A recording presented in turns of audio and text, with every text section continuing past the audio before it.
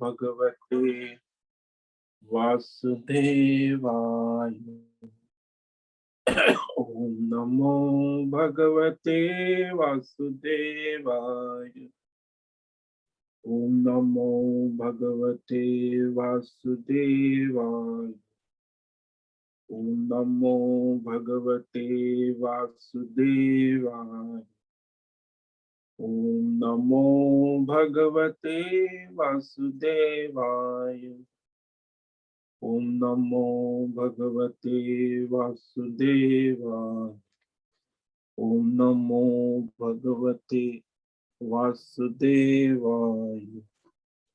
ओम नमो भगवते वासुदेवाय। ओम नमो भगवते वासुदेवाय। ओम नमो भगवते वासुदेवाय। ओम नमो भगवते वासुदेवाय। ओम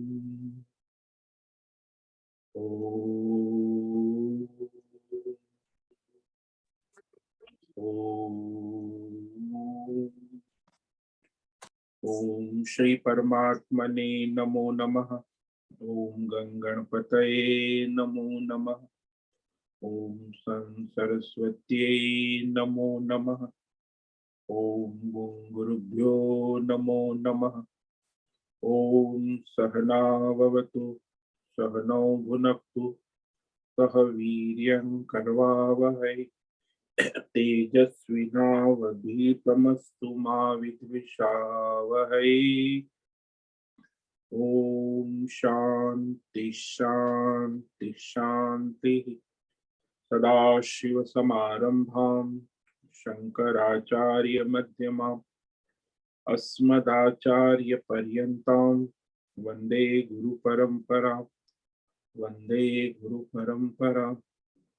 ओम पार्थाय प्रतिबोधितां भगवतां नारायणेन स्वयं व्यासेन ग्रथितां पुराणमुनि मध्ये महाभारत अद्वैतामृतवर्षिणीं भगवतीम् अष्टादशाध्यायिनीम् अम्ब त्वामनसन्तदामि भगवद्गीते भवद्वेषि वसुदेवसुतं देवं कंसचाणूरमर्दनं देवकी परमानन्दं कृष्णं वन्दे जगद्गुरु। कृष्णं वन्दे जगद्गुरु। नमस्ते परमं ब्रह्म सच्चिदानंद रूपाय निर्गुणाय नमस्तुभ्यं ओंकाराय नमो नमः। ओंकाराय नमो नमः। सर्वे दुर्गाणि तरन्तु सर्वे भद्राणि पश्यन्तु सर्वे सद्बुद्धिमाप्नोतु सर्वे सर्वत्र नन्दतु सर्वे सर्वत्र नन्दतु। ओम तत्सत्। ओम ओम ओम। आप सभी ऑनलाइन जूम नेटवर्क पर उपस्थित भगवत गीता श्रवण साधकों को आज प्रातः का अभिवादन अभिनंदन अभिवंदन। हरि ओम हरि ओम हरि ओम। हम सबको आज का यह दिव्य दिन तन मन धन जन देश काल विषय वस्तु परिस्थिति अवस्थाएं अध्यात्म भौतिक दैविक क्षेत्र सभी को अपने अपने पूर्व में अनंत जन्मों में किए हुए संचित पाप पुण्य धर्म अधर्म कर्मों के पके हुए फल स्वरूप वर्तमान में आज अपने अपने प्रारब्ध अनुसार परमेश्वर योग माया के माध्यम से प्रसाद स्वरूप में मिला है।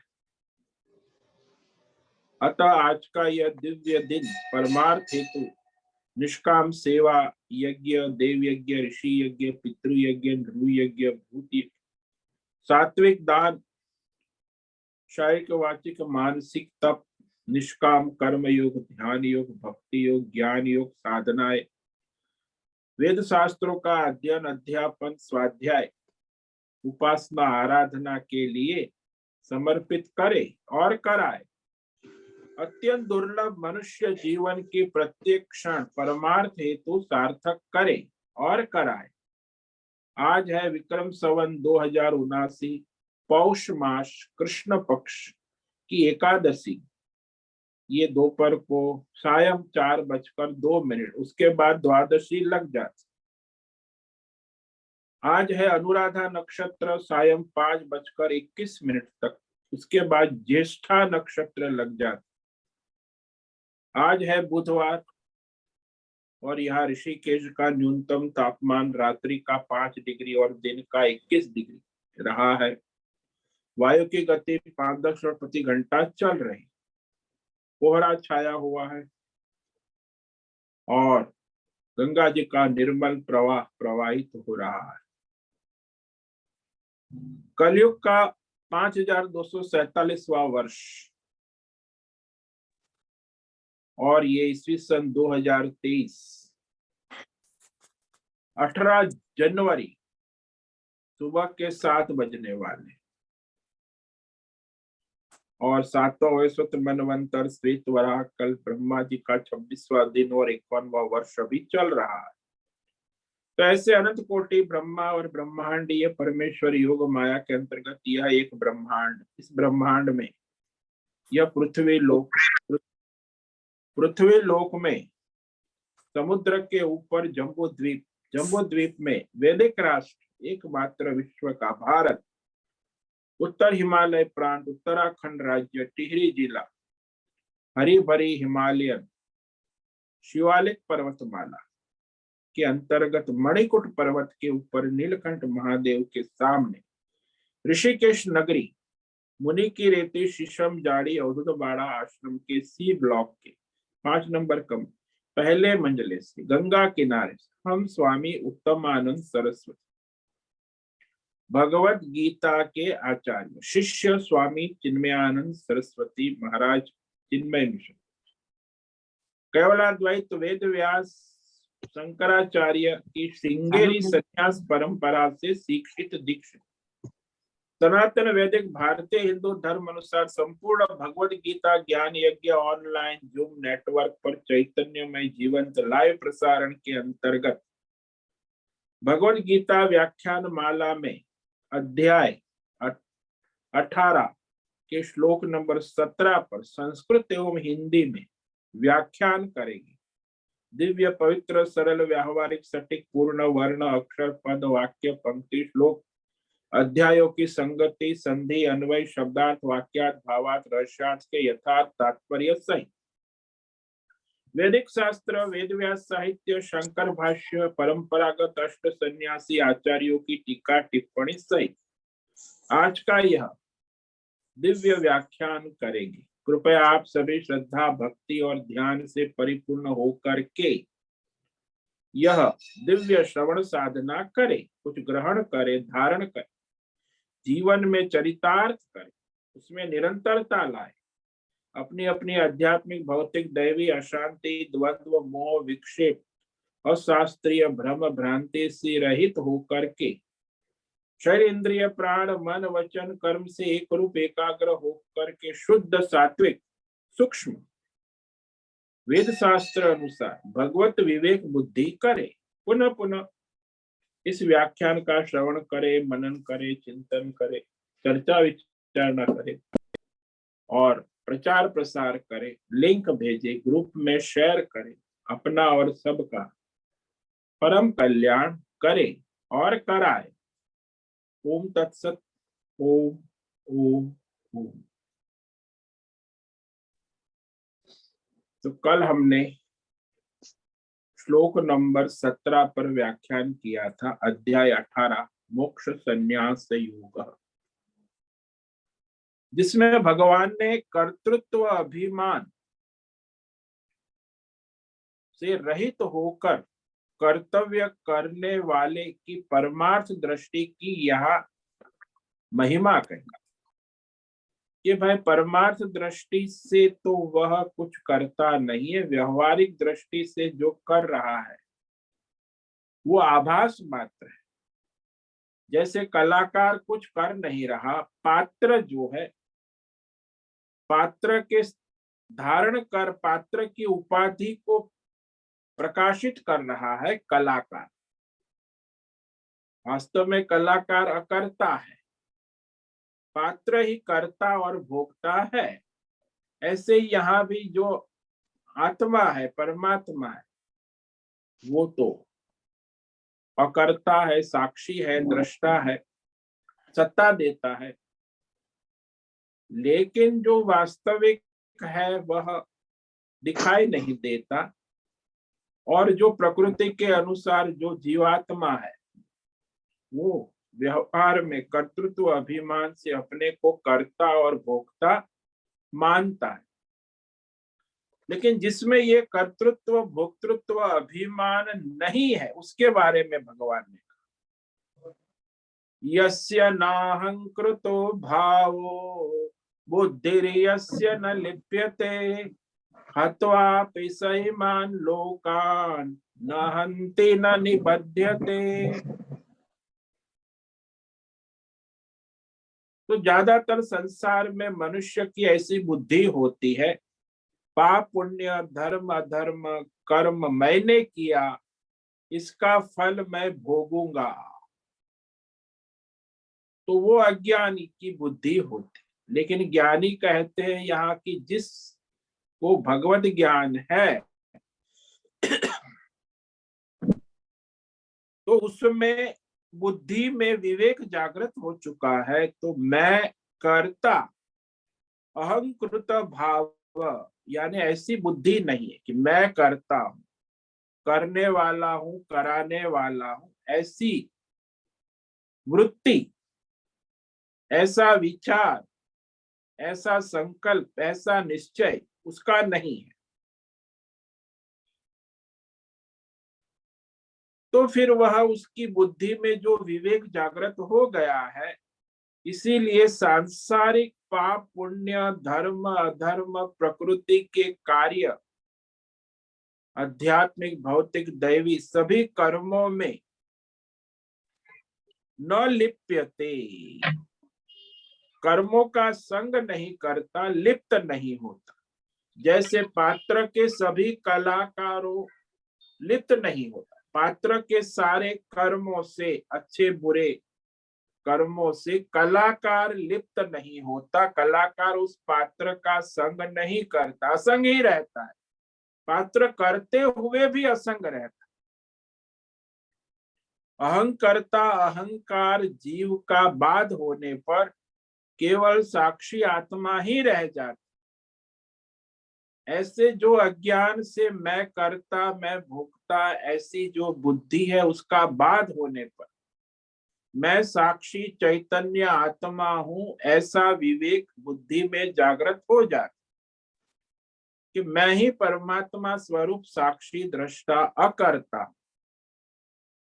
ऐसा जिसको ज्ञान हो गया है, कहते ईमान लोकान हत्वा अपि न हन्ति, वो सारे संसार का वध कर दे सब, तो भी मारकर हत्वा न हन्ति, वो हत्यारा नहीं माना जाएगा। न हन्ति, वो मारता नहीं है। तो इस तरह जिसमें अहंकर्ता भाव है, अहंकार जीव वृत्ति का त्याग रूप जो संन्यास है, वही परमात्मा का साक्षात्कार है। जैसे युद्ध के मैदान में भी वो सैनिक जो है सेनापति की आज्ञा से हजारों सैनिकों का वध कर दे, फिर भी वो हत्यारा नहीं माना जाता। जैसे सूर्य दिन रात का स्वयं न अनुभव करते हुए भी उसे प्रकाशित करता। सूर्य को पता ही नहीं कि दिन है कि रात, लेकिन वो दोनों को प्रकाश। जैसे दीपक कमरे के विषय वस्तु को प्रकाशित करता है, तब दीपक के रूप तेज का तेजत्व जो का त्यों है। दीपक के तेज में कोई विकार या परिवर्तन नहीं होता कमरे की वस्तुओं से। चंद्रमा दौड़ता हुआ दिखता है, लेकिन वास्तव में बादल दौड़ते हैं, चंद्रमा नहीं दौड़ता। इसीलिए जो सत्संग, वेद शास्त्र अभ्यास करके भगवत अर्थ कर्म उपासना करने से जिस मनुष्य की बुद्धि भगवतमय हो गई है, इसलिए वह उसकी बुद्धि शुद्ध कही जाए, और जिसकी बुद्धि अशुद्ध है वो अपने को कर्ता और भोक्ता मानता है और जानता है। तो यह शुद्ध सूक्ष्म बुद्धि होने में तो यह आचार्य उपदेश, शास्त्र का अध्ययन, श्रवण, मनन, चिंतन और फिर उस अनुसार तर्क करना शास्त्र के अनुसार, फिर नित्य क्या है, अनित्य क्या है, सत्य क्या है, उसकी विवेक बुद्धि में जागृत होना। तो जो विवेक बुद्धि जागृत होना ही सूक्ष्म शुद्ध बुद्धि है। भाई सत्य क्या है, असत्य क्या है, नित्य क्या है, अनित्य क्या है, ये विवेक जागृत होना आवश्यक। अन्यथा वो उसी असत्य को सत्य मान लेगा, सत्य को असत्य मान ले। तो इस प्रकार कल हमने विचार किया था। तो यहाँ एक शंका होती है कि भगवान ने कहा केवलम आत्मानम कर्तारम य पश्यत, जो केवल परमात्मा को करता देखता है, जानता है, मान। ज्यादातर लोग ऐसे ही होते ना, जो लोग भगवान के भगत होते हैं ना, वो लोग ऐसा ही कहते हैं कि मैं तो कुछ नहीं करता, सब भगवान की माया है, भगवान की लीला है, भगवान करते हैं। तो परमात्मा को करता देखते हैं, जानते हैं, मानते हैं। तो इस अविवेक से, इस भ्रम के कारण, इसमें भ्रम होना संभव है ना, कि वह ये प्रकृति के कर्म पंचक अधिष्ठान, कर्ता, करण, चेष्टा और दैव के सहारे से करता है, अकेला नहीं करता। अर्थात प्रकृति के 5 कारण के साथ लेकर करता है, तो वही है ना, करता तो वही है। परंतु ऐसा विपरीत अर्थ भगवान का यहाँ नहीं है। विवेक करना आवश्यक है, समझना आवश्यक है कि परमात्मा क्रिया कर्म से संबंध वाला कभी नहीं होता। न स्थूल शरीर, न सूक्ष्म शरीर, न कारण शरीर, न संसार, न माया, उससे वो असंग ही रहता है। संसार से और शरीर के संबंध वाला नहीं हो सकता। हाँ, संसार और प्रकृति बदलती रहती। अब यहाँ जैसे जादूगर है, उसकी जादूगरी से कोई संबंध नहीं रहता, वो जादूगरी ही खेल करती। वो तो खाली उसको सत्ता देता है, प्रकाशित करता है, लेकिन खेल जादूगर नहीं करता, जादूगरी करता। और यहाँ परमात्मा संबंध वाला कभी नहीं होता, न शरीर आदि से कभी संबंध वाला हो सकता है। तो ये संसार परिवर्तनशील है, ये जीवात्मा, उसका शरीर, उसका संसार बदलने वाला विषय। तो संसार का ही संसारी से परस्पर आपस में संबंध हुआ कर। तो जो जीव है वो संसार से अपना संबंध मान लेता है, तो आपस में संबंध हुआ कर। जो अपरिवर्तनशील विषय होता है, जिसमें कोई परिवर्तन नहीं होता, उसमें कोई संबंध नहीं बनता। जैसे सोने का सोने से संबंध नहीं बनता, सोना अपरिवर्तनशील है और सोने का सोने से कोई लेकिन सोने से बने हुए गहने में फिर परस्पर संबंध बनता है कि ये अंगूठी है, ये नेकलेस है, ये बैंगल है। तो जो अपरिवर्तनशील है, नित्य है, शाश्वत है, जो कभी बदलने वाला नहीं है, उसमें साथ संबंध बनता ही नहीं। केवल शब्द का मतलब यह इतना ही है कि परमात्मा का जो स्वाभाविक स्वरूप है, वास्तविक स्वरूप है, परमार्थ रूप, वो परमार्थ रूप वास्तव में जीवात्मा का है। लेकिन अज्ञान से जीवात्मा अपने को संसारी मान बैठा है।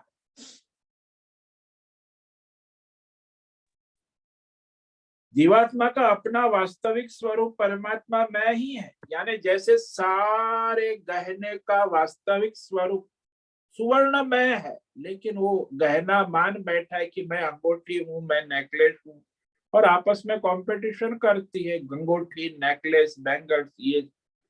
ये तो अज्ञान है ना।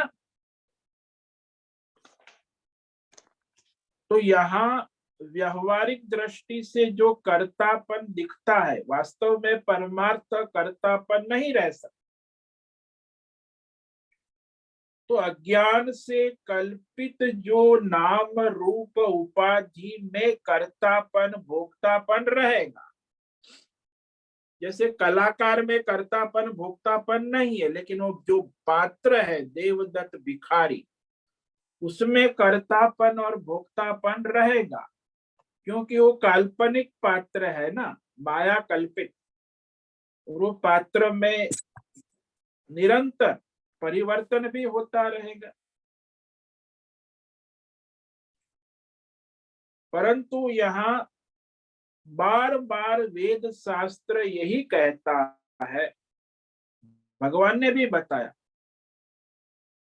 कि कर्म करने में जो विषय ज्ञान, अध्यात्म, भौतिक, दैवी, और उसका ज्ञान होने के बाद इच्छा, शक्ति, कामना, और उससे कामना के बाद राग, द्वेष इत्यादि द्वंद्व, ये सारे उत्पन्न होते हैं।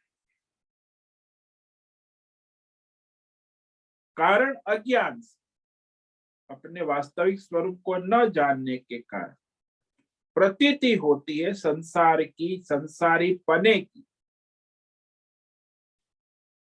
आत्म तत्व जानता है कि भाई जो कामना, इच्छा करता है वो अज्ञान से ही करता है।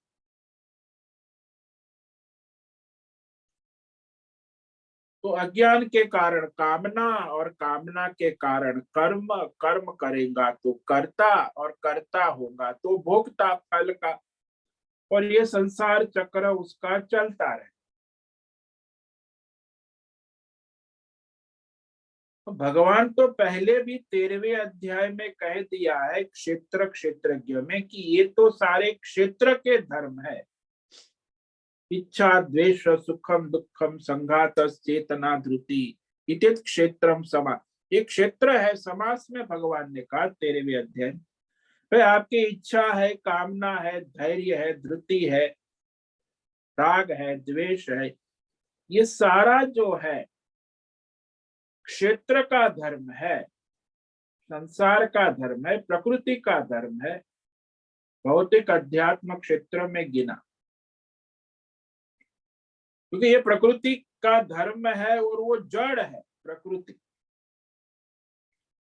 स्वयं कार्य नहीं कर सकती। क्षेत्रज्ञ आत्मा का ये धर्म नहीं है, क्योंकि ऐसा विवेक करना आवश्यक कि जो कॉस्ट्यूम है पात्र का, और उसके डायलॉग है, उसकी स्क्रिप्ट है, अपने आप कॉस्ट्यूम के द्वारा नहीं हो। उसमें कलाकार की उपस्थिति आवश्यक है। कोई भी कॉस्ट्यूम ले लो आप, तो कॉस्ट्यूम तो बहुत बढ़िया है, उसमें स्क्रिप्ट भी उसकी तैयार है, सब कैमरा डायरेक्टर भी तैयार है, लेकिन वो जब तक वो कॉस्ट्यूम को वह कलाकार धारण नहीं करेगा, वो कॉस्ट्यूम जड़ है। ऐसे ये प्रकृति को जब तक परमात्मा धारण नहीं करे तब तक प्रकृति जड़ है, कोई भी कार्य हो नहीं सकता। जैसे आपके कमरे में जब तक बिजली का करंट नहीं आएगा तब तक आपके बल्ब, ट्यूबलाइट, पंखे, mobile, geyser, heater, electronic, electrical सभी इंस्ट्रूमेंट जड़ है, कुछ नहीं कर सकते। उसको इलेक्ट्रिक करंट की आवश्यकता है तब ताकि आपका सारा कमरे का प्रकाश और प्रवृत्ति आप कर पाओ। तो ये प्रकृति और ये संसार और ये शरीर और ये जीवात्मा, उसका धर्म वास्तविक जड़ है, प्रकृति जड़ है और क्षेत्रज्ञ चेतन आत्मा।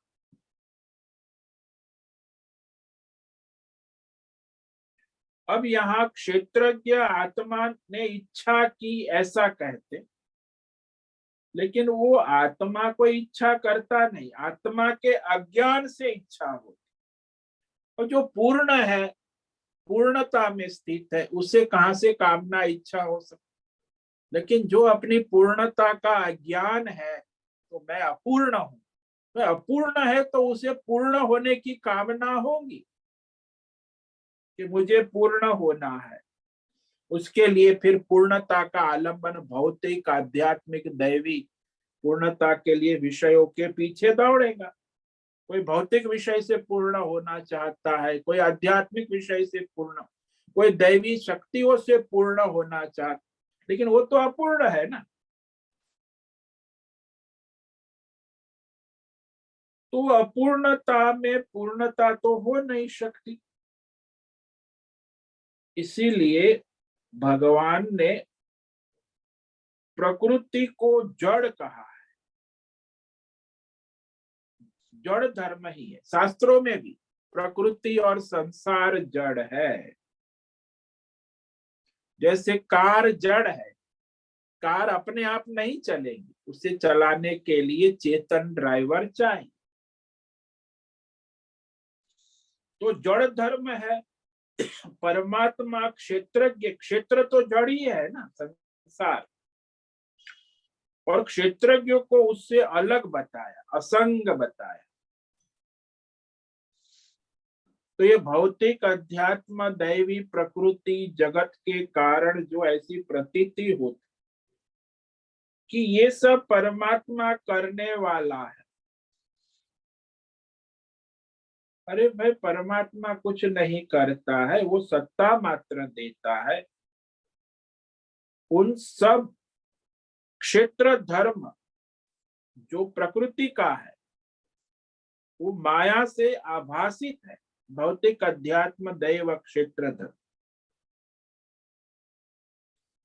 केवलम आत्मानम, जो आत्मा है, शुद्ध परमात्मा, वह वास्तव में इस भौतिक, अध्यात्म, दैवी, प्रकृति, क्रिया, कर्म से वास्तव में असंग है। न लिप्यते कहा ना, या न लिपायमान। आत्मा कभी लिप्त नहीं होता, वो हमेशा निर्लिप्त है, असंबंध है, असंग है। उसका अज्ञान के कारण माया उपाधि से नाम रूप प्रतीत होता, लेकिन उस नाम रूप उपाधि क्रिया से कभी संबंध नहीं होता। जैसा पात्र का, कलाकार का पात्र से कोई संबंध नहीं, वो कलाकार हमेशा असंग रहता है। पात्र धर्मात्मा का हो चाहे डाकू का हो, कोई भी पात्र हो, कलाकार हमेशा असंग रहता है। तो वो उसे प्रकाशित करता है, सत्ता देता है, लेकिन वो उससे संग नहीं करता। तो इस प्रकार क्षेत्र और क्षेत्रज्ञ दोनों का विवेक करना आवश्यक है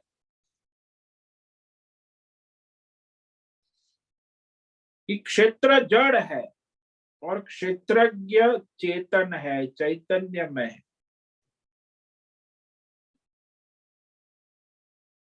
और जो क्षेत्र से भिन्न है, क्षेत्रज्ञ, तो क्षेत्रज्ञ ही क्षेत्र को जानता है। ये नियम है, क्योंकि जो जिससे भिन्न होता है वही उसको जानता है। आपके सामने मोबाइल है तो आप मोबाइल से भिन्न है तो आप मोबाइल को देखते हैं, जानते। ऐसे क्षेत्र, ये प्रकृति, ये संसार को जो जानता है, जानने वाला आत्मा, वो उससे भिन्न है, कभी उससे एक रूप नहीं हो सकता।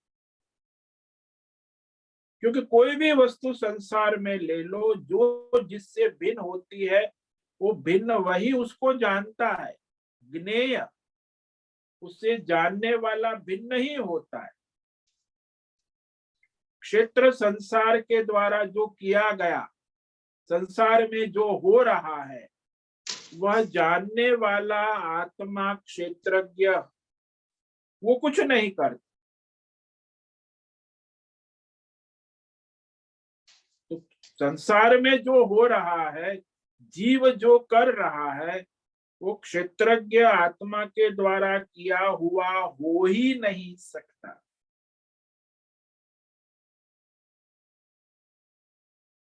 एक के द्वारा किया हुआ कार्यक्रम जो क्षेत्र है और वो ज्ञेय क्षेत्रज्ञ है, उसमें अंतर है।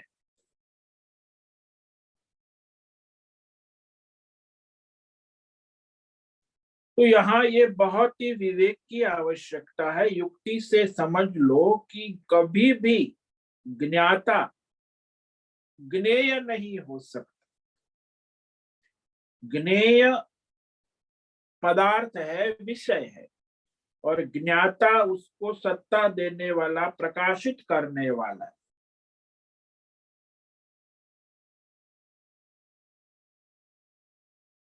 तो पात्र के द्वारा किए गए सारे अच्छे बुरे कर्म कलाकार के द्वारा किया नहीं जाता है, वो केवल साक्षी दृष्टा सत्ता देता है, पात्र को प्रकाशित करता।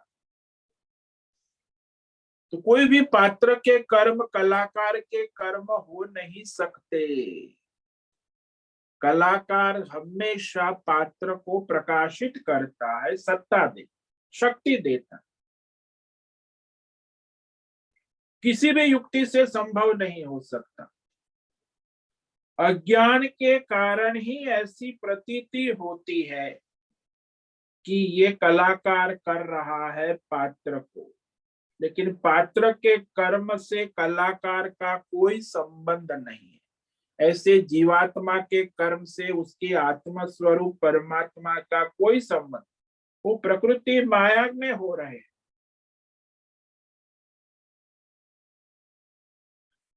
अज्ञान के कारण जो प्रतीति होती है वह सत्य नहीं होने से उसे वास्तविक ज्ञान नहीं कहा जा सकता।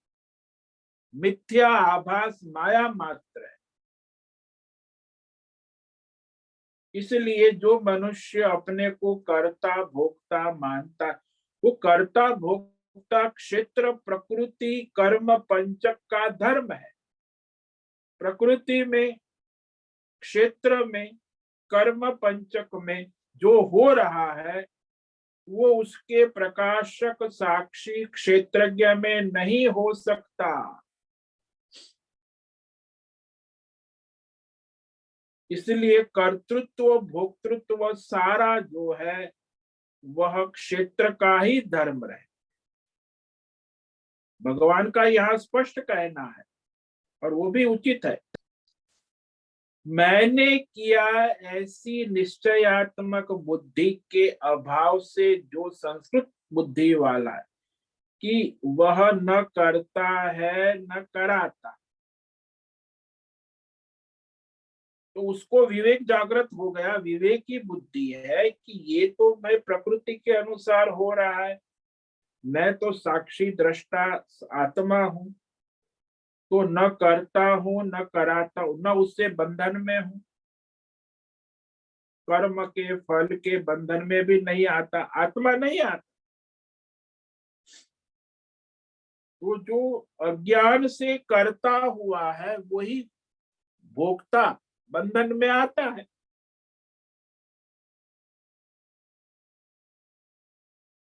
तो इस प्रकार जो आत्मज्ञानी होता है उसका कर्म से और कर्म फल से कोई संबंध नहीं रहता, इसीलिए उसे कोई कर्तव्य कर्म अधिकार भी नहीं रहता। वो तो सन्यासी है, निवृत्त है, आत्मस्वरूप में स्थित है, तो उसे कोई कामना भी नहीं हो सकती, उसे कोई कर्तव्य भी नहीं हो सकता, उसे कोई कर्म का अधिक, केवल नित्य कर्म होते हैं कि भाई मैं साक्षी दृष्टा आत्मा हूं, तो शरीर प्रारब्ध है, प्रारब्ध कर्म हो सकते हैं, नित्य कर्म हो सकते हैं, इसके सिवा और कोई कामना है उसे नहीं हो सकती, कोई कर्तव्य नहीं हो सकता, संभव ही नहीं है कामना और कर्तव्य, क्योंकि वो तो उसे असंग है ना। जब कामना कर्म नहीं रहा तो कर्म त्याग अपने आप हो गया, कि कामना वाला ही कर्म करेगा, जिसको कोई कामना नहीं हो कर्म क्यों करे भाई। तो कर्म का अपने आप त्याग होता ही है। लेकिन जो स्वाभाविक हमेशा कर्तव्य कर्म से असंग रहा, केवल आत्म स्वरूप में स्थित है, पारमार्थिक दृष्टि जिसकी पक्की हो गई, जिसको आत्मज्ञान दृढ़ हो गया, जो तत्वज्ञानी सन्यासी है, उसे कोई कर्म भी नहीं रहता, यानी कर्तव्य कर्म कामना कर्म नहीं रहते।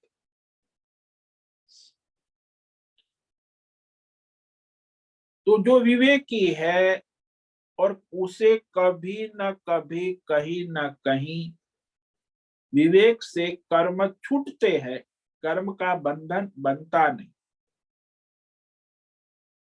हाँ, प्रारब्ध के अनुसार कर्म होते, वो आभास मात्र होते, और वो नित्य कर्म भी शरीर है, इसीलिए नित्य कर्म शरीर निर्वाह के रोटी कपड़ा मकान होता है, बाकी कोई कामना से प्रेरित नहीं होता, वासना से प्रेरित कर्म नहीं होता।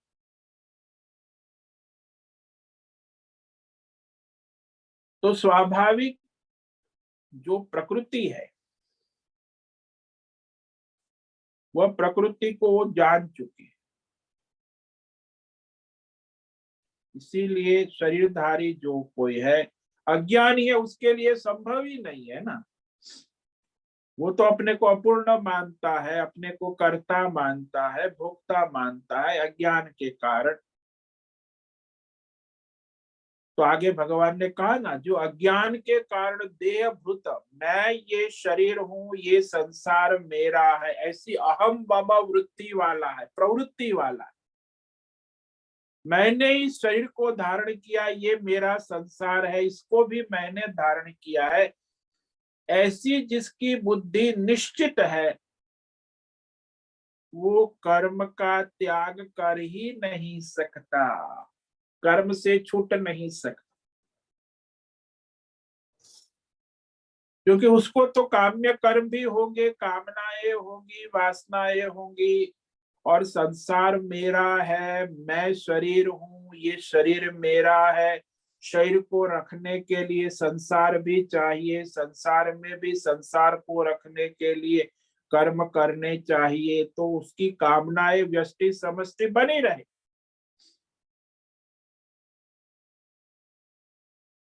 तो वो जो अज्ञानी है वो कभी अपनी कामना को छोड़ नहीं सकता, और कामना को जो छोड़ नहीं सकता वह कर्म को कैसे छोड़ सकेगा। इसीलिए वे फिर वो परमार्थ साधन नहीं कर पाए। तो परमार्थ करना है भाई, भक्ति योग, ज्ञान योग, ध्यान योग, साधना, तो वहां उसे अपने कर्म काम्य से मुक्त होना आवश्यक, इसलिए सन्यासी ही वो निष्काम ध्यान योग, भक्ति योग, ज्ञान योग कर सकते, उसका वही कर्तव्य बचा है। सन्यासी संसारी है वो तो कर्म योग, ध्यान योग, भक्ति योग भी मुश्किल से कर पाए, नहीं कर पाए। तो सन्यासी है वो आगे परमार्थ अच्छी तरह कर सकता है। ज्ञान योग श्रवण करेगा, ध्यान करेगा, भगवान की भक्ति भी। अब जो संसारी है वो तो अपनी कामना से लिप्त है, वो भगवान की भक्ति कैसे कर पाएगा। वो साधक है, सन्यासी है, उसमें ये सारी संभावना होती। इसीलिए संसारी संपूर्ण कर्मों को त्याग नहीं सकता, उसकी निवृत्ति भी नहीं हो। जैसे कोई विद्यार्थी है, ब्रह्मचारी है, अब ब्रह्मचारी है, स्कूल जाना है, घंटी बजती है, माँ कपड़े पहना देती है, वो छोड़ आती है, ले आती है, वो बेचारा विद्यार्थी junior KG, LKG, primary, high school, inter, degree, और फिर 21 साल तक पढ़ता है, कॉलेज, डिग्री, ग्रेजुएट। तो उसका कर्तव्य है विद्यार्थी का, वही जब 25 साल का होकर विवाह कर लेता है तो विद्यार्थी का कर्तव्य समाप्त हो जाता। अब वो गृहस्थी अपनी पत्नी और अपनी बच्चे और अपने घर गृहस्थी में, रिश्तेदारी में, अपने घर गृहस्थी कार्य में लग जाता। अब वो स्कूल नहीं जाएगा क्योंकि वो ब्रह्मचारी का कर्तव्य समाप्त हो गया। गृहस्थी में जाने से ब्रह्मचारी विद्यार्थी के कर्तव्य छूट जाते, तो फिर कर्तव्य बदलता है, नित्य कर्तव्य उसका बदलता। फिर गृहस्थ है और गृहस्थ के बाद फिर वो अपनी गृहस्थी करता है, 50-60 साल का हो गया, अब बेटे की भी शादी हो गई, उसके भी बच्चे हो गए, दादा हो गया। वानप्रस्थ में जाने से गृहस्थ के सारे कर्म कर्तव्य छूट जाते। वानप्रस्थ में कोई गृहस्थी के कर्तव्य कर्म प्राप्त नहीं होंगे, क्योंकि वानप्रस्थ जो है वो अब आगे, जब वानप्रस्थ में तप साधना करता है और वह असंग होता है, तो संन्यास में जाने पर वानप्रस्थ की जो कर्म उपासना है वो छूट जाती, और संन्यास में जब आता है तो फिर वहां उसे केवल ज्ञान ही प्राधान्य होता है। वह परमार्थ का श्रवण करे, मनन करे, ध्यान करे और अपने आत्म स्वरूप में स्थित हो।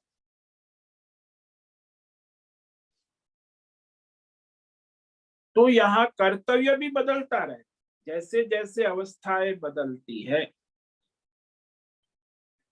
तो कर्म की पूर्ण निवृत्ति तो सन्यासी में ही होती है ना, कर्तव्य कर्म, तभी तो उसको सन्यास कहते, कर्तव्य कर्मों का सन्यास हो। लेकिन जो ब्रह्मचारी है, गृहस्थ है, वानप्रस्थ है, जो अपने को शरीर मानता है, वो संसारी है, संसार में कामना करता है, तो फिर उसको तो कर्म रहेगा। अब जो कामना वाला है कर्म करेगा,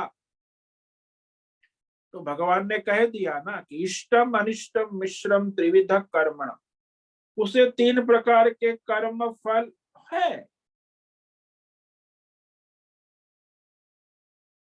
और जब तक वो अहं करता है, कर्ता भाव है, तब तक सारे कर्म करेगा, उसका फल भी तो भोगेगा ना।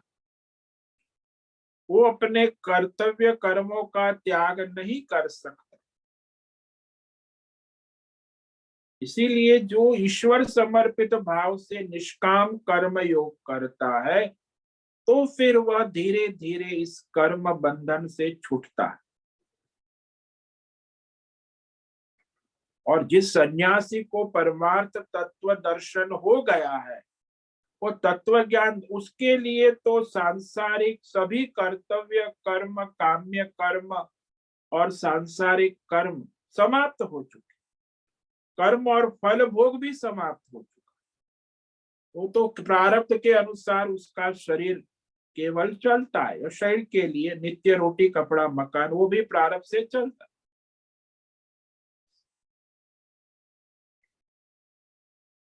इसलिए सारे वेदों का सार यही समझना है कि जिससे आत्मज्ञान तत्व ज्ञान होने से सारे कर्तव्य कर्मों से निवृत्ति संन्यास है। जब तक आत्मज्ञान तत्व ज्ञान में दृढ़ स्थिति नहीं हुई तब तक वह कर्म और फल भोगना ही पड़े, उससे बचने का कोई उपाय नहीं। इसलिए जो विवेकी है, समझदार है, उसे ठीक ठीक विवेक करके समझ लेना आवश्यक है। वह वेद शास्त्र गीता शास्त्र सब बार बार अलग अलग अध्यायों में मंत्रों में श्लोक में बातें जो कहते, तो गीता को आप पढ़ रहे हैं तो कोई एक अध्याय या एक मंत्र को पढ़कर विवेक नहीं होगा, विचार करने के लिए, क्योंकि वेद शास्त्र गीता एक गहन शास्त्र भगवान की वाणी। तो भाई एक अध्याय में जो कहा वो दूसरे अध्याय में नहीं कहा, एक श्लोक में कहा, तो एक श्लोक पढ़ोगे एक अध्याय पढ़ के गीता का तात्पर्य समझ में नहीं आए, वो भ्रम में पड़ जाते हैं। ज्यादातर लोग ऐसा ही एक सप्ताह गीता पढ़ते, एक अध्याय पढ़ते, कोई मंत्र श्लोक पढ़ लेते, तो उसका एकाध प्रकरण या अर्थ करने से वह भ्रम में ही पड़ जाते। वेद शास्त्र गीता शास्त्र का सिद्धांत तो आवश्यकता है कि आचार्य परंपरा से यह गीता शास्त्र वेद शास्त्र का अध्ययन अध्यापन करे तो यथार्थ विवेक जागृत। भाई व्यावहारिक दृष्टि क्या है, पारमार्थिक दृष्टि क्या है, इसका विवेक यहाँ आवश्यक है। इसीलिए भगवान यहाँ दोनों दृष्टि से बता रहे हैं कि व्यावहारिक दृष्टि से जो हो रहा है वो पारमार्थिक दृष्टि से कुछ नहीं होता है। इसीलिए न मारता है, मारकर भी वास्तव में न मार, ईमान लोकान अपि न हंती। तो इस प्रकार कहने के बाद अब आगे जो है मनुष्य कर्म का कारण बतलाकर अब मनुष्य कर्म करता है तो उसे कौन कर्म प्रेरित करता है। वास्तव में कर्म की प्रवृत्ति कर्म की प्रेरणा का कारण क्या है, कर्म का प्रेरक बल कौन है, ये अब आगे भगवान श्लोक नंबर 18 से लेके 24 तक कहेंगे। बहुत ही रहस्यमय है, कर्म का प्रेरक कौन है, वास्तव में प्रवृत्ति का हेतु क्या है, कारण क्या है। तो श्लोक आज पढ़ेंगे, इस पर व्याख्यान कल करें। ज्ञानम ज्ञेयम परिज्ञाता त्रिविधा कर्म चोदना करणम कर्म कर्तेति त्रिविध कर्म संग्रह। परिज्ञाता ज्ञानम ज्ञेय त्रिविधा कर्म, यानी ज्ञाता ज्ञान और ज्ञेय तीन प्रकार की कर्म की प्रवर्तक प्रेरणा है, प्रेरक बल है। ज्ञाता ज्ञान ज्ञेय ये प्रेरक बल। कर्ता करणम कर्म इति त्रिविध कर्म संग्रह, और ये कर्ता करण और कर्म ये कर्म की सामग्री है, कर्म करने के लिए जरूरी साधन है। तो इसका रहस्य क्या है, इस पर हम कल व्याख्यान करेंगे। तो आज जो श्लोक कहा उसे संक्षेप में कह देते हैं। यस्य नाहंकृतो भावो बुद्धिर्यस्य न लिप्यते हत्वापि सैमान् लोकान् न हन्ति न निबध्यते। जिस ज्ञानी के बुद्धि में विवेक जागृत हो गया है कि मैं करता हूं ऐसा भाव नहीं है, उसकी बुद्धि सांसारिक आध्यात्मिक भौतिक दैवी विषय कर्मों से असंग है, लिपायमान नहीं होती। तो अहंकर्ता अहंकार जीव भाव का बाध होने पर केवल साक्षी आत्मा रह जाता है। तो वह आत्मज्ञानी साक्षी मात्र, सत्ता मात्र, संसार के सभी लोगों को मारकर भी वास्तव में वो हत्यारा नहीं होता। यानी जिसमें अहंकर्ता भाव नहीं है, वह शरीर और संसार से असंग है, त्रिकालदर्शी है, विवेकी है, तो वह सब करते हुए भी अकर्ता है, सबको मारते हुए भी हत्यारा, अहिंसक है। जैसे यमराज है, सबको मारते फिर भी वो अहिंसक है। काल है, काल भी सबको मारता है, वो भी अहिंसक है। शिव जी भी कहा कि संहारक है ब्रह्मा विष्णु महेश, फिर भी वो अहिंसक है, हिंसा नहीं माने जाते। वे सब भगवत भाव है ना। तो जो संसार में मनुष्य कर्म बंधन में अज्ञान से ही बंधता है, ज्ञान से छूटता है, विवेक तत्व ज्ञान।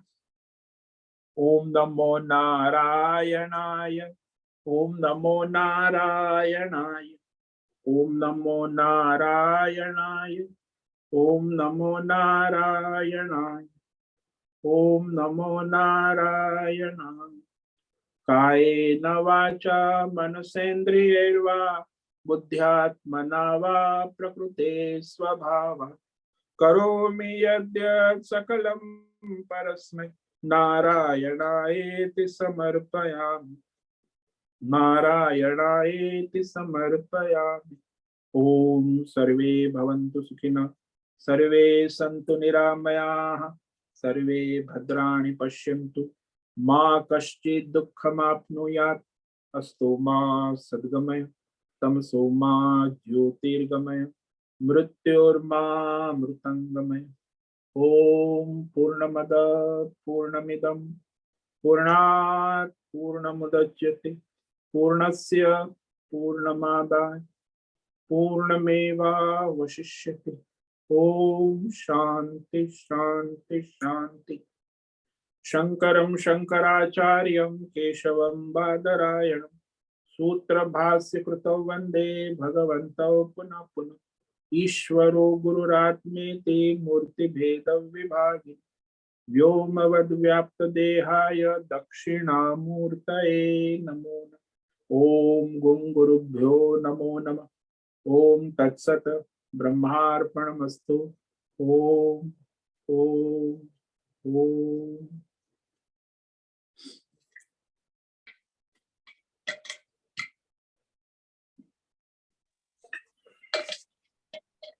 हरि ओम हरि ओम हरि ओम। स्वामी जी हरिओम। बोलो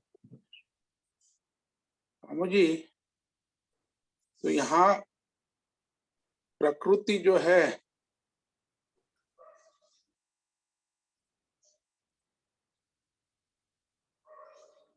कोई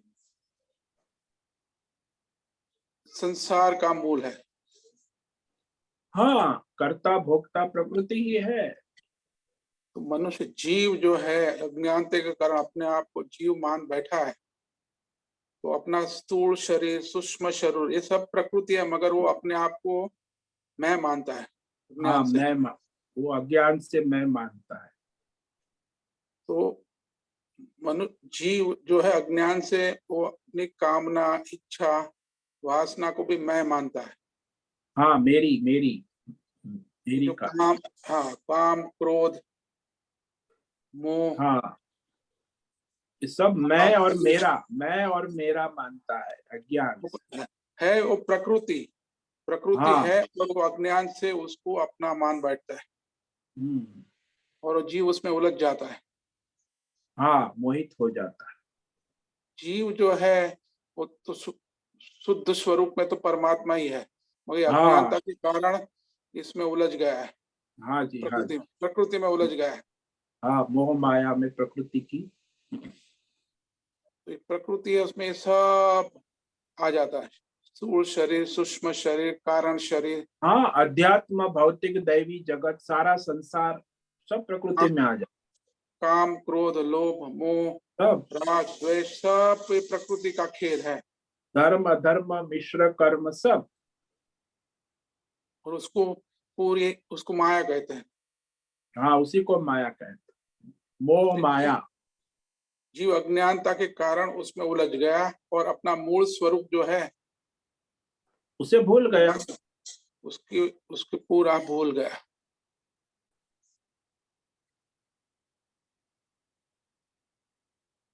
तो प्रकृति जो है वो तो आभासी हो गया।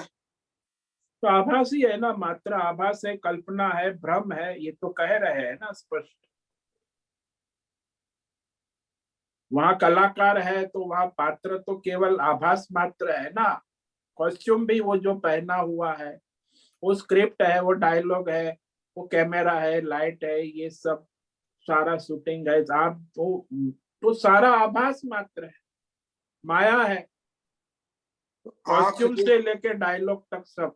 आंख जो देखती है वो भी आभास है, कान जो सुनता है वो भी आभास है, हाँ, सभी इंद्रिय के द्वारा, मन के द्वारा सोचते हो। हाथ जो करता है पैर, तो सब कर्मेंद्रिय, सब ज्ञानेन्द्रिय, सब जो है वो जीव अज्ञानता से समझता है कि मैं कर रहा हूँ, क्योंकि प्रकृति ही कर रही है सब कुछ। हाँ, प्रकृति के द्वारा ही हो रहा है। गुणा गुणेषु वर्त प्रकृति स्वाम अधिष्ठाय। प्रकृति अपने 27 तत्वों का जो प्रकृति का खेल है वो प्रकृति में होता है, प्रकृति ही करता है, प्रकृति ही भोगता है। जीव न करता है, वो तो मान लिया है उसने अज्ञान से, मैं करता हूँ भोगता हूँ, क्योंकि अपने आत्म स्वरूप को नहीं जानता अज्ञान से। हाँ, उसने वो मान लिया है और उसका वो अहंकार बन गया है। वो उसका अहंकार बन गया, अहंकर्ता, अहंकृत। मैंने किया, मैंने भोगा, ये निश्चय हो गया ना उसकी बुद्धि में। अनादि काल से, हजारों जन्मों से ऐसा संकल्प हो गया, ऐसी वृत्ति विचार, इस उपाधि को उसने सत्य मान लिया है, निश्चय कर लिया है। अहम मम, ये मैं हूं, ये मेरा है। लेकिन जिसकी बुद्धि में ये विवेक हो गया कि ये तो मैं नहीं हूं, मैं इससे असंग हूं। यस्य बुद्धि न लिप्यते, श्लोक में कहा ना, जिसकी बुद्धि इस आध्यात्मिक भौतिक सांसारिक विषय पदार्थ और कर्मों से लिप्त नहीं होती, यानी उसका संग नहीं करती, उससे असंग है। मैं आत्मा हूं ऐसी बुद्धि दृढ़ है, मैं साक्षी मात्र हूं, दृष्टा हूं, सत्तावाद देता हूं, सबको प्रकाशित करता हूं, लेकिन मैं कर्ता भोक्ता नहीं। सत्ता मात्र है, साक्षी मात्र। जैसे इलेक्ट्रिक करंट आ रहा है, वो साक्षी मात्र, सत्ता मात्र सभी आपके इंस्ट्रूमेंट को प्रकाशित करता है, और सब अपने अपने कर्म करते हैं। हमें जो वो विवेक तो बाद में होगा, पहले तो प्रकृति है उसका विवेक होगा, तो बाद में वो विवेक साक्षी का विवेक होगा। हाँ, दोनों का विवेक होना आवश्यक है, प्रकृति का और परमात्मा। प्रकृति का पूर्ण विवेक नहीं होगा तब तक साक्षी भाव का विवेक नहीं होगा। वो नहीं आएगा, वो तो नहीं आ सकता, तो आ ही नहीं सकता, क्योंकि वो प्रकृति में उलझा हुआ है। प्रकृति के बारे में जानेगा तो फिर साक्षी का विवेक होगा ना। पूरी तरह से जीव जो है प्रकृति में इतना उलझा हुआ है और उसका अहंकार बन गया है, तो प्रकृति में ही वो, हाँ, वो अहंकर्ता उसका आ ही जाए, अहंकृत भाव यस्य, तो वो बुद्धि वैसी बन गई है, मैं करता हूँ। प्रकृति का विवेक है, वो ही पहला स्टेप है। वहां से साक्षी भाव। हाँ, तो प्रकृति को जानेगा, प्रकृति से असंग अपने आप को जान लेगा, तो फिर वो साक्षी दृष्टा सत्ता मात्र रूप है। जो संसार है पूरा हमारे आसपास, जीव के आसपास संसार है, पूरी प्रकृति ही है ना, वो कुछ सत्य है ही नहीं, वो पूरी प्रकृति है। प्रकृति अपने हिसाब से, अपनी माया। हाँ, वो चलती है, प्रकृति का कार्य, खेल, जादूगरी।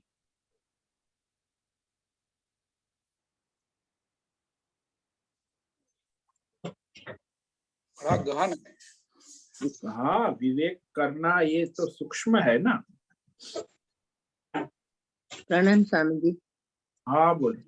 હા સ્વામીજી, આપણે પ્રકૃતિ અને પુરુષની જે વાત થાય તો એમાં जी बात हो रही है उसमें तीसरे अध्याय में जो बताते इंद्रियाणि पराण्याहुर इंद्रिय परम मना मनसस्तु परा बुद्धि। तो ये इंद्रिय मन बुद्धि ये सब प्रकृति है और जो हाँ, सारा आत्मा जो बोलते हैं प्रकृति और जो आत्मा बुद्धि तो से भी साक्षी पर, दृष्टि। हाँ बुद्धि से पर आत्मा है। तो वो हाँ आत्मा पुरुष से हाँ, वो आत्मा को परमात्मा पुरुष है। परमात्मा तो पुरुष वो बोल सकते आत्मा हाँ, परमात्मा पुरुषोत्तम बोल सकते हैं, पुरुष भी पुरुषोत्तम कह मतलब सकते। आत्मा। हाँ हाँ आत्मा बाकी सब प्रकृति है जो हाँ, आत्मा बाकी है। सब आत्मा है, वो साक्षी दृष्टा सत्ता देने वाला है। जैसे राजा है, राज्य हाँ को चलाता है, तो राजा केवल उपस्थित है, सत्ता मात्र देता है। दृष्टा दृष्टा खाली। प्रकृति, हाँ, दृष्टा साक्षी कहो, सत्ता हाँ मात्र। हाँ हाँ। और स्वामी जी इंद्रियाणि पराण्याहुर मतलब उतना उतना का अर्थ क्या होता है इंद्रियाणि पराण्याहुर। इंद्रिय से परे जो है हाँ कहा है, वो मन अच्छा है, मन से परे बुद्धि है, बुद्धि से परे वह आत्मा है। आत्मा है। और अच्छा आत्मा का आश्रय लेकर ही आप इस प्रकृति को पार कर सकते हो, प्रकृति से प्रकृति पार नहीं कर पाओ। कभी कभी अंतर अंतरात्मा से जो आवाज आती है हमको मन से तो वो ऐसा मन में कभी अंदर का आवाज बोलते हैं वो ना आत्मा की अंतरात्मा से। आवाज नहीं, वो शास्त्र विवेक करना आवश्यक है। वो आवाज तो अपनी प्रकृति के अनुसार ही आती जाती रहती। अच्छा वो अच्छा आत्मा की आवाज नहीं है, प्रकृति की आवाज। अच्छा शास्त्र जो कहेगा वो आत्मा की आवाज है। हम शास्त्र बोलते में जो मन से हाँ अंदर से जो होता है वो करना चाहिए मन मन मतलब वो अंदर अंदर का। से भी नमो नमः प्रकृति है, गुरुदेव। अंदर भी हम्म, प्रकृति है, बाहर भी प्रकृति है, दोनों प्रकृति है, माया ही है। अच्छा अंदर से प्रणाम। आपका शास्त्र के अनुसार विवेक करना आवश्यक है, अंदर बाहर नहीं जाना। अच्छा वेद प्रणाम। शास्त्र के। हाँ, ओम नमो नारायण। ओम नमो नारायण। ओम नमो नारायण स्वामी जी। ओम नमो नारायण बोलो। स्वामी जी, ये भद्रेश जी ने जो ऐसे पूछा था, तो जीव के लिए जैसे असंगता और अपने आप को कर्ता ना मानना, अपने आप को भोक्ता ना मानना, तो क्या जैसे हम डेली लाइफ में ये स्वीकार सिर्फ निर्लिप्तता से स्वीकार करना जो है वो वही ठीक है, जो हो रहा है वही सही है, क्या इस तरीके से जो सेटिस्फेक्शन है डेली लाइफ में, जो मैं बात करता हूँ कि निर्लिप्त भाव हो जाना कि जो हो रहा है वो प्रकृति है, माया है, मेरा इसमें कुछ नहीं, क्या इससे जो संतोष है एक किस्म का वो आदमी जीव के मन में आता है? क्योंकि इससे फिर जो निर्लिप्तता, जैसे आपने पात्र और कलाकार का दिया था एग्जाम्पल, लेकिन कलाकार की पहचान तो पात्र से ही होती है। अगर वो पात्र का रोल नहीं करता तो कलाकार की पहचान नहीं है। इसमें बड़ा कंफ्यूजन हो जाता है मन में। इस पे थोड़ा सा और देखो, बताएं। पूर्ण है वो आभास मात्र है, जो पात्र है वो उसकी पहचान पात्र की अपनी कोई है ही नहीं, वो आभास मात्र है, वास्तविक तो कलाकार ही है ना। इसीलिए परमात्मा का स्वरूप है, फिर तो प्रकृति और संसार तो केवल आभास मात्र है ना, उसकी कोई सत्ता है ही नहीं। अज्ञान से आपने उसकी सत्ता स्वीकार कर ली, इसलिए आप उसमें मोहित हो गए ना। सत्ता तो आपकी है, आत्मा की है, उसकी कोई सत्ता है नहीं, वो अज्ञान से मान लिया है। इसीलिए जो जीव है वो जीव भावी अज्ञान है ना। आपने जो हो रहा है उसमें आप साक्षी दृष्टा मात्र हो। जैसे राजा है, राजा है वो राज्य का साक्षी दृष्टा है, वो न करता है न भोगता है, सब प्रजा चलती रहती है ऐसे प्रकृति है, उसमें जीव है, वो भी करता भोगता अपने कर्म से। आपका जो जीव भाव है वो भी आपके कर्मों का प्रकृति का है, आपने अपना मान लिया ना, ये अज्ञान है। तो मैं भाव को मिटाना जो है वो इम्पोर्टेंट है। मैं जो है वो दो है ना, दो मैं है, एक मैं जो है जीव भाव और एक मैं है आत्मा भाव। तो वो जो अशुद्ध मैं करता भोगता ये जीव भाव है, और मैं साक्षी दृष्टा ये आत्मा भाव है। तो वो आत्म भाव में रहना ही मुक्ति है ना, ये कह रहे हैं ना। वास्तव में अहंकारता, अहंकार, जीव वृत्ति की निवृत्ति ही संन्यास है, वही आत्म साक्षात्कार है। फिर तो प्रकृति अपने कार्य कर रही है, आपको उसमें कोई गिला शिकवा नहीं है। So accept it the way it is, जैसा है उसको स्वीकार करें। हाँ, वो प्रकृति जो है वो चल रही है, उसमें आपका हट क्या करोगे, निग्रह किम करिष्यसि।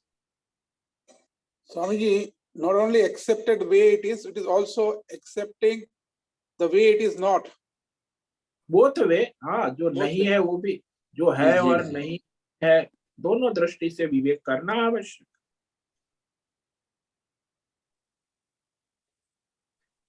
ओम नमो नारायण स्वामी। ओम नमो नारायण। ठीक है, समय पूरा हो गया। सभी साधकों को आज का ओम नमो नारायण। ओम नमो नारायण। ओम नमो नारायण। ओम नमो नारायणाय स्वामी जी। ओम बहुत धन्यवाद।